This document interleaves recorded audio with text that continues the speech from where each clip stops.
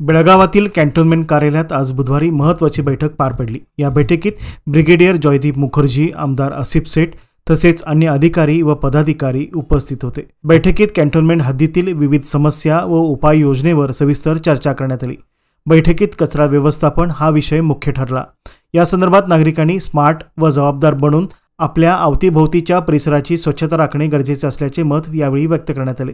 देशात पुन्हा एकदा कोरोनाचा प्रादुर्भाव वाढत असल्याच्या पार्श्वभूमीवर परिसरातील नागरिकांनी विशेष काळजी घ्यावी, तसेच व्यावसायिकांनी शेळी अन्न विक्री करू नये, अन्यथा कडक कारवाई करण्यात येईल अशा कडक सूचना देण्यात आल्या।